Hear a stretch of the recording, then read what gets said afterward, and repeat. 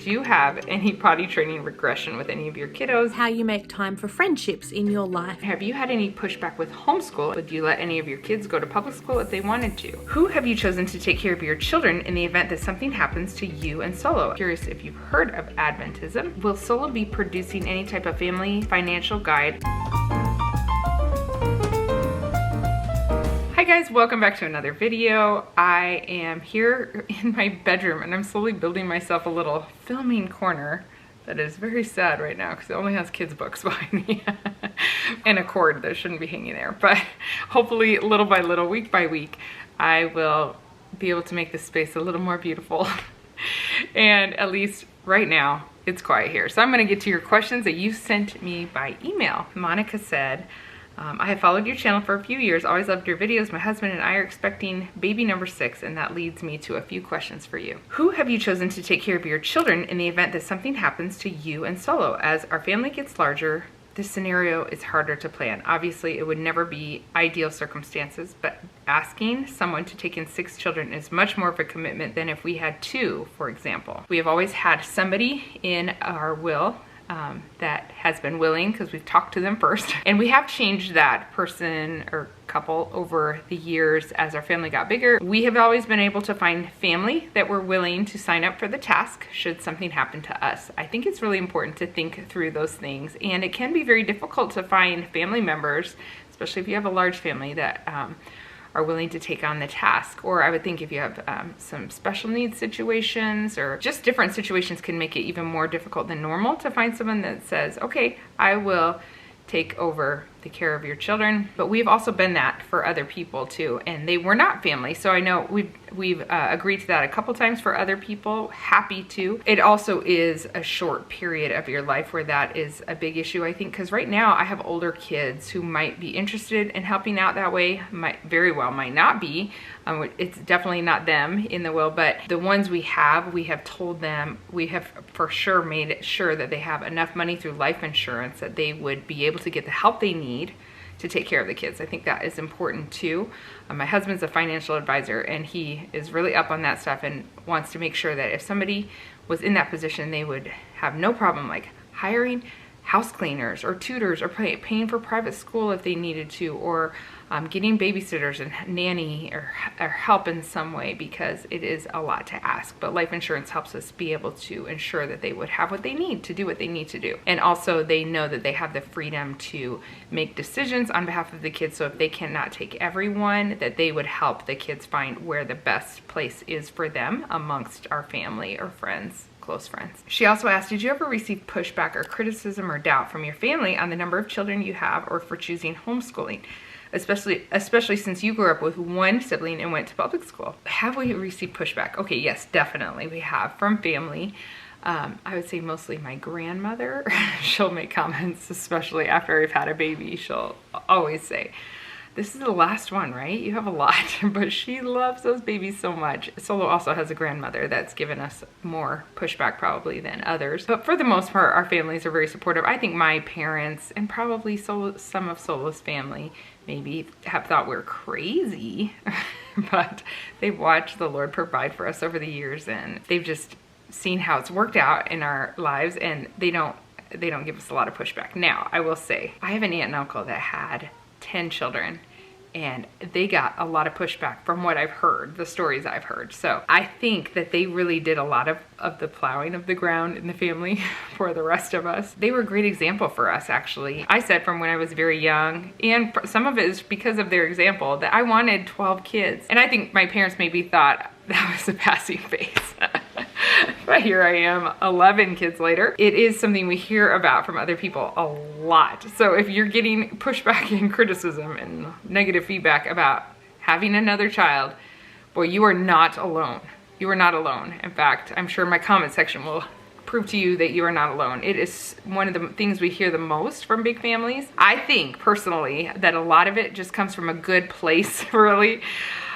Even though I don't agree with it, it comes from a place of concern. So maybe if my parents were concerned that we might be having another one again, it's because maybe we had very, very little money at the time, and yet we were having another baby. And so they're concerned, like, are you okay? Do you have too much on your plate? Or my grandma might think, we're so busy all the time, and you're just adding another one, you know?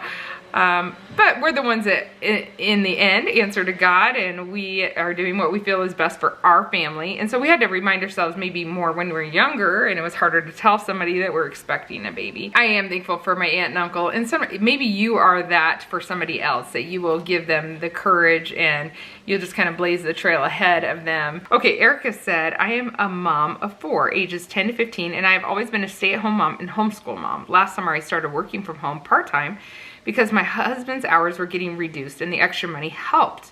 Over the winter, I was offered full-time employment still from home and heavily debated, but felt like it was the right decision. A few weeks later, my husband's hours were cut even further and my income has nearly exactly replaced his lost income.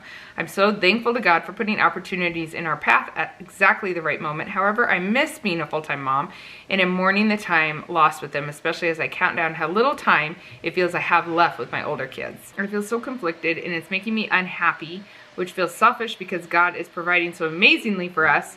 Help me find peace and or help convince me to quit my job and that we will be okay, LOL. I think sometimes there are seasons in our life where we just kind of have to do something that we don't really want to do.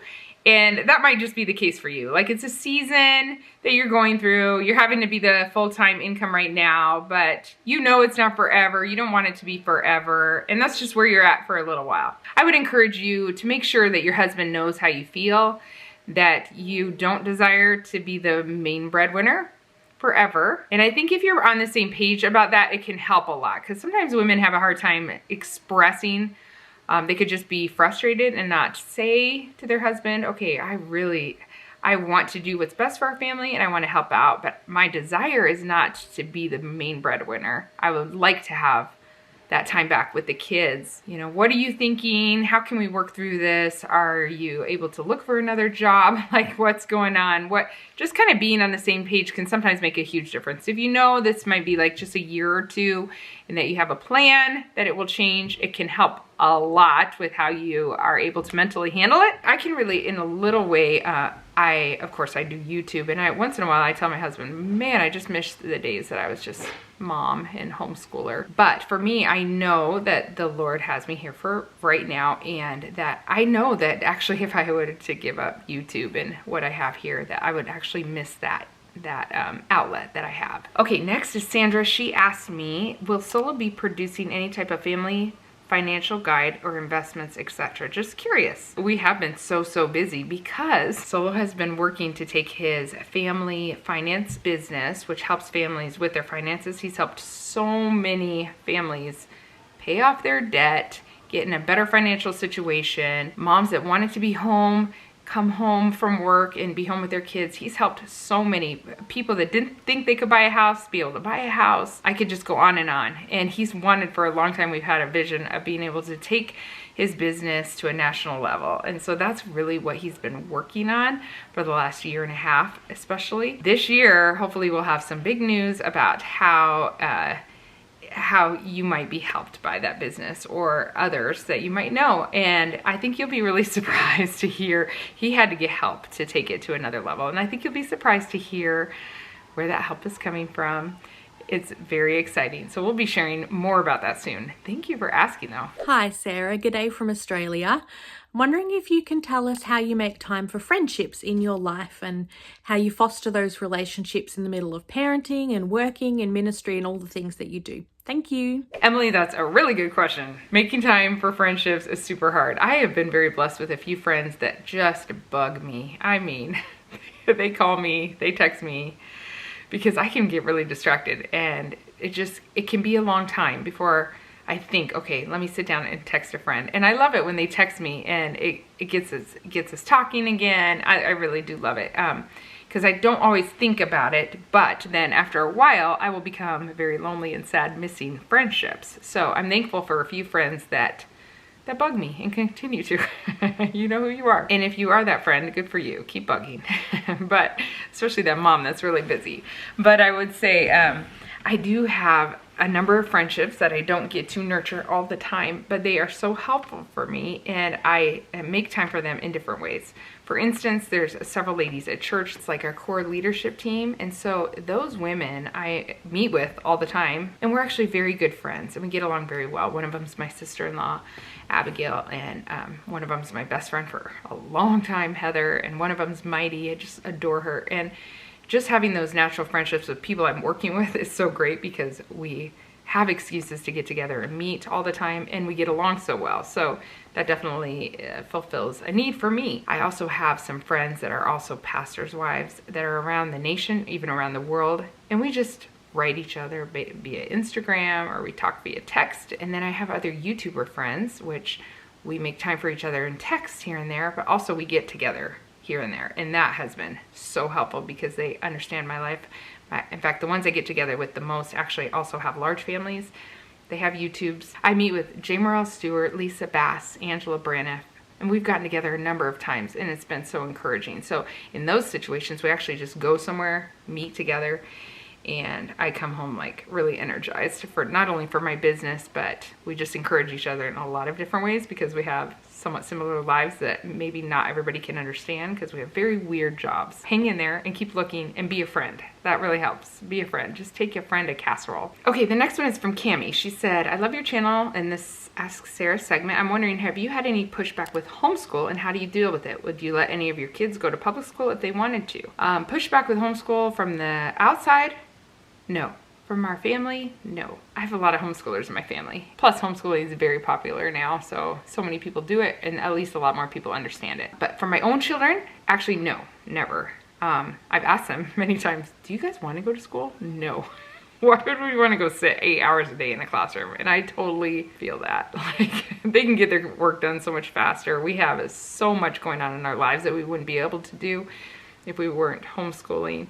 And they love it. If they wanted to go, we would have to discuss it based on the child, based on the situation. We are definitely open to whatever, to anything, but I wouldn't just put my kid in school because they wanted to go. I would have to know that it's the right situation. So, but I would definitely hear out why they would want to go, maybe look into it, you know, go visit a school with them, just really dive into it and see. I would walk that, Solo and I would walk that out with them.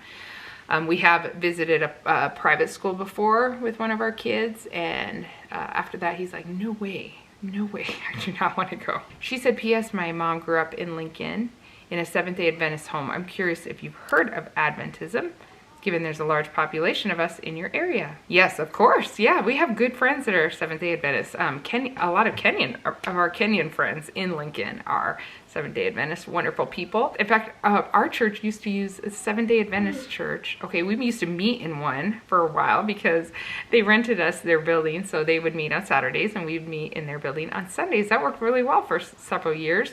And then I remember going to the large one at the college, Union College here, to use their sanctuary for baptisms when we didn't have our own building as a church many years ago when I was young. Okay, next one is from Julie. She said, first and foremost, thank you always for sharing your mom experiences with us. By the way, guys, this email is from June, so it might not be very relevant, but it might be. I used your potty training video as one of my references for training my 2-year-old boy. He did the 3 days naked approach. I did the 3 days naked approach. I think her son did, but he did great. He was potty trained and running to the bathroom, so well, after 2 to 3 days. But after a couple months in, he's forgotten. Did you have any potty training regression with any of your kiddos? If so, any tips on getting back on track? I'm wondering if I have to start over and do the 1 to 2 days bottomless incentive approach again. I know this is probably way later than helpful to you, but I did have one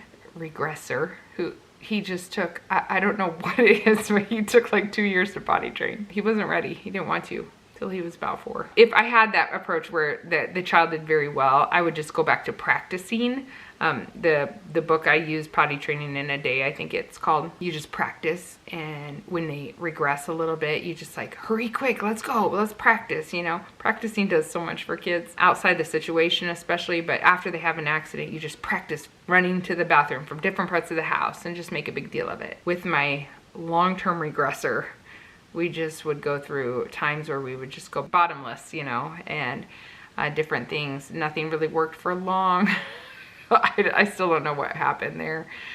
I just pulled out every trick I have, and it didn't always work. But let me tell you one thing I have learned as a mom of many children. I don't know if everybody else learns this who has a lot of kids. They probably get better as they get older, but I realize I know less the more children I have. I think it just reveals more of ourselves and how little we know the more kids you have. And it sure has humbled me in so many ways, because when someone tells me their child is impossible to potty train before, I would have been like, oh, you're just not doing it right. In my mind, I wouldn't have said that out loud. Maybe you're just not doing it right. But now I know, truly, some of them just make it very, very difficult. I feel the same way about sleep. I've said it many times. I had it so figured out until number 9. And then I had 3 in a row who did not sleep very well. And I don't know if I was just lazier about things, how I do it, but some children just are different that way too. All right, guys, thank you for being here, for watching, and I will come back with another video next Tuesday. I think I'm gonna get a big plant here. I saw some at Sam's Club. They're fake. Shh, we won't tell anyone. But I feel like I need something on this side. I'm not sure what. It's just a wall right here, like very close. All right, if you have suggestions, let me know. We'll talk to you later. Bye.